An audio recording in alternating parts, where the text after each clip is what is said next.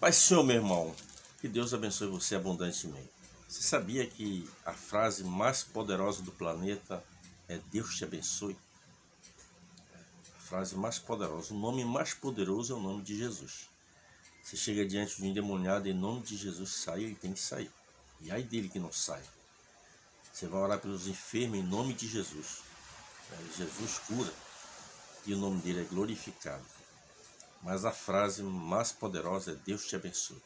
Se você conhece lá o Pentateuco, precisamente no livro de Números, capítulo de número 6, o versículo 24, quando Deus chama Moisés e diz: olha, Moisés, fala a Arão aos seus filhos que abençoe o povo de Israel. E a bênção era assim: o Senhor te abençoe e te guarde. Então vai na sequência ali as bênçãos do Monte Gerizim. Nós temos hoje na atual dispensação da graça, nós temos a bênção apostólica. Ultimamente, nas últimas mensagens, eu estou usando isso aí. 2 Coríntios, capítulo 13, o versículo 13. A graça do Senhor Jesus, o amor de Deus, a doce comunhão, a consolação do Espírito Santo.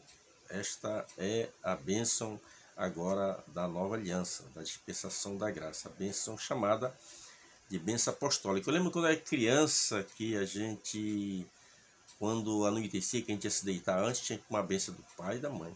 Bênção, mãe, bênção, pai. E ele vinha abençoar você. Deus te abençoe, meu filho.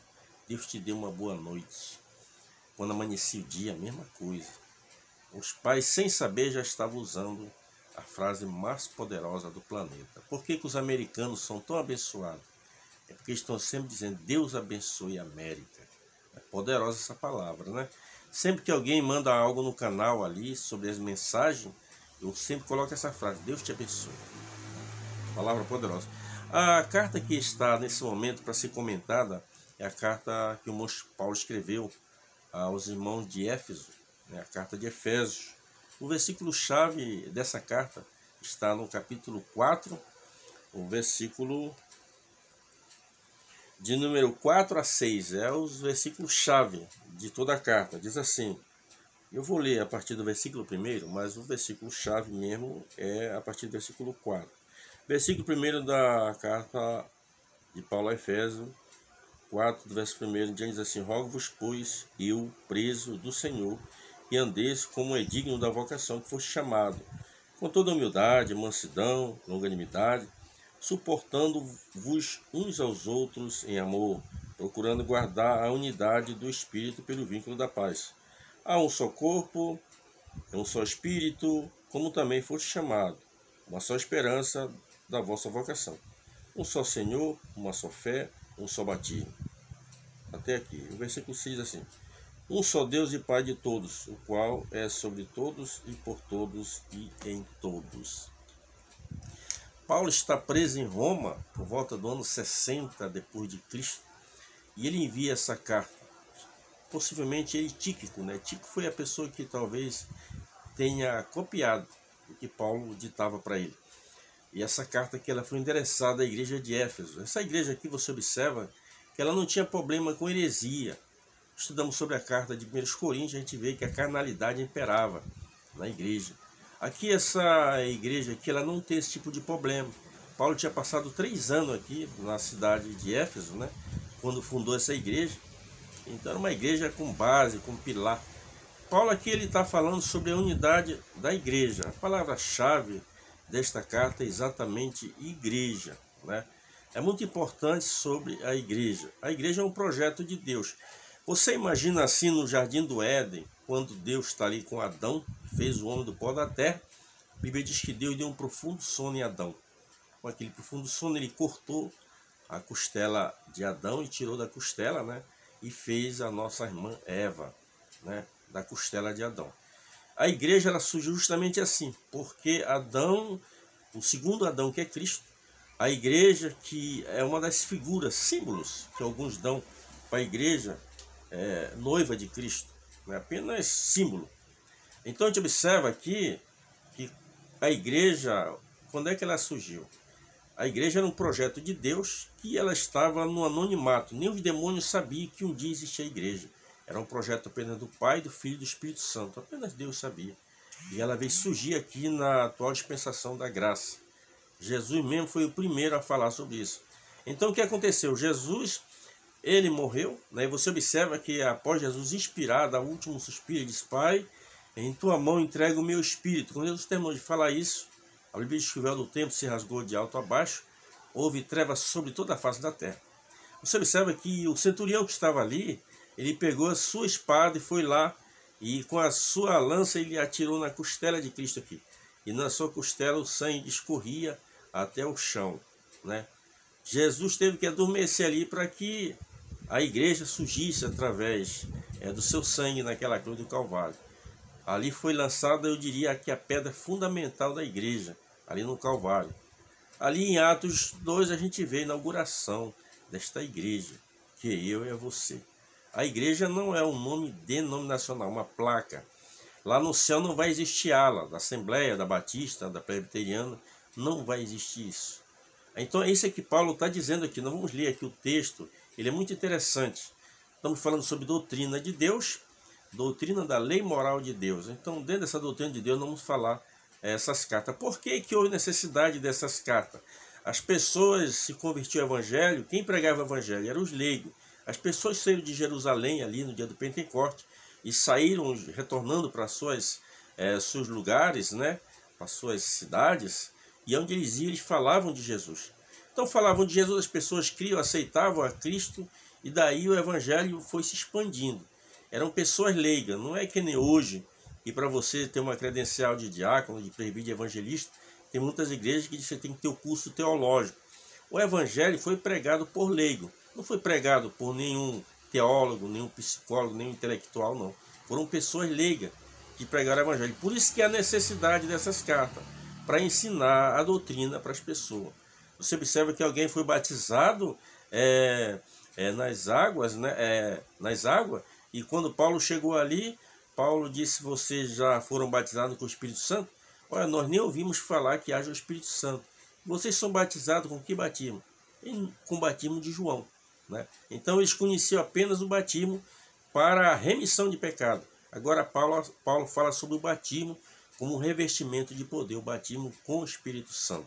Então havia necessidade das cartas doutrinárias para que ensinasse as pessoas que haviam se encontrado com Cristo, mas sem nenhum qualquer tipo de ensino doutrinário, né? É muito importante isso aqui.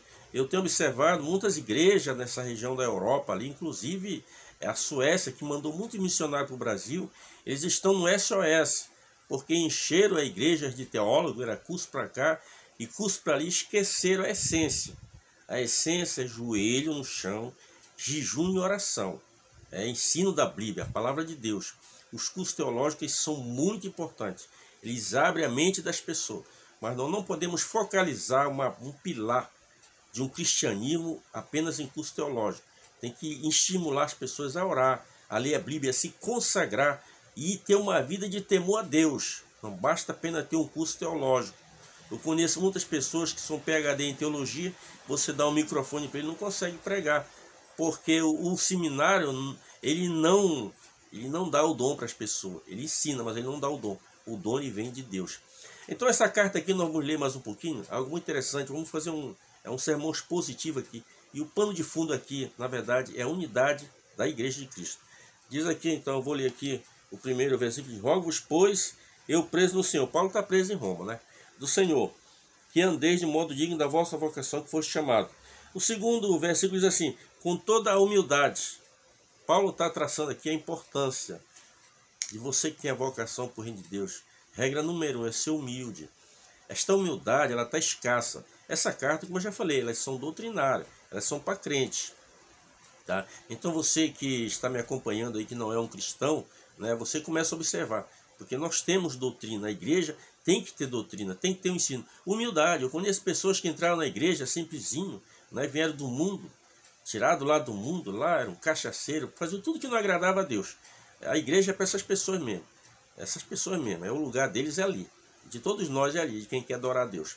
Então essas pessoas chegam ali e Deus começa a engrandecer, aí eles já passam na porta da igreja ali, nem sequer cumprimentam o porteiro, né? Muitas meninas, dondoquinha, entram na igreja ali, parece que não tem porteiro, parece que os porteiros são invisíveis.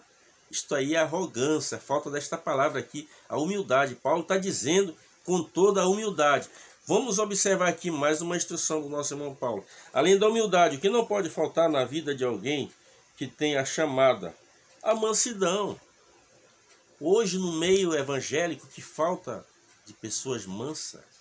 Olha, você encontrar um irmão manso, encontrar uma pessoa humilde na igreja é muito raro. Aquela humildade, muitas vezes, ela é superficial. Você quer ver humilde, toque no calcanhar dessa pessoa que você vai ver a humildade dessa pessoa, para onde vai. Humildade não é simplesmente andar de chinelo de dedo, andar com uma roupa velhinha, não. Humildade, ela tem que estar dentro de você. Jesus disse, aprendei de mim que sou manso e humilde de coração. Então Paulo está falando aqui sobre humildade e sobre mansidão, coisa rara. E ele prossegue, com toda a longanimidade, ou seja, paciência.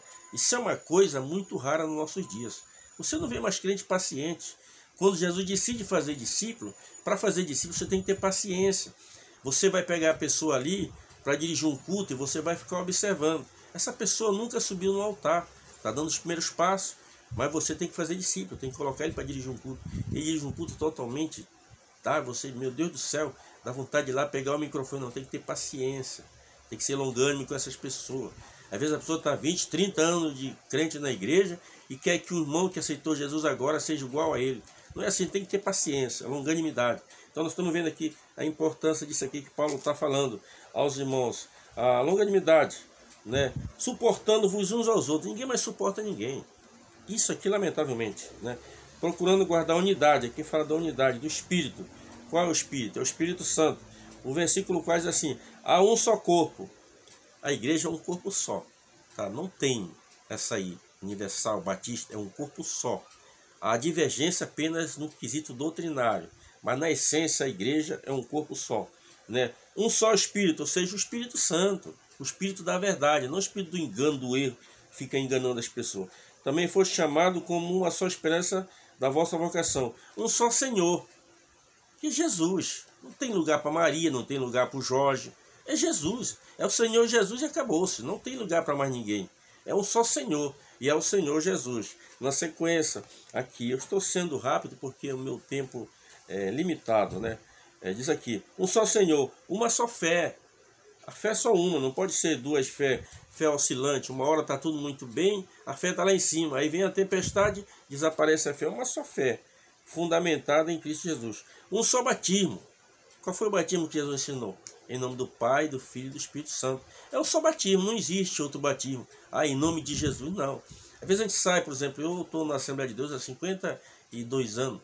De repente eu posso querer migrar para uma outra igreja aí. Mas tem igreja que se eu chegar lá, vou ter que me batizar lá. Onde está esse versículo aqui? Isso é um só batismo. Será que essa igreja não professa a mesma fé que eu professo? Eu conheço aí pastores de igreja, bispos aí, que já se batizaram 6, 7 vezes. Mas a Bíblia diz que é só um só batismo. É claro, eu já auxiliei em batismo, já batizei pessoas na matriz, no Lami ali, já batizei ali. A gente chega ali, dá vontade de se batizar realmente de novo. Mas é um só batismo, não tem porquê se batizar uma segunda e uma terceira vez. Então diz aqui, ó, um só batismo, uma só fé. Aqui na sequência, o versículo 6 diz assim para encerrar. Um só Deus e Pai de todos. É um Deus só. É só um Deus. Jesus crê em Deus e crê também em mim. É um só Deus. É um só Senhor. É um só batismo. É uma só fé. Essa carta de Paulo à igreja de Éfeso, ele está aqui orientando os irmãos à unidade. A palavra-chave aqui é unidade da igreja como corpo de Cristo. As divergências doutrinárias, elas vão sempre existir. Mas quando você foca Cristo, o batismo em nome do Pai, do Filho e do Espírito Santo, a pessoas a partir do adolescente, não batizando criança, está dentro, é um só batismo. Tá? Que Deus que nos abençoe. A graça do Senhor Jesus, o amor de Deus, a doce comunhão, a consolação do Espírito Santo, seja com esse meu irmão do outro lado, em nome de Jesus. Amém, amém. Não esqueça que a frase mais poderosa é Deus te abençoe. Sempre que se aproximar de alguém, diga Deus te abençoe. É muito poderosa essa palavra. Jesus disse, pelas tuas palavras serás justificado e pelas tuas palavras serás condenado. Nossas palavras, elas têm poder. Se você pronunciar esta palavra com fé, ela vai ser a frase mais poderosa do planeta.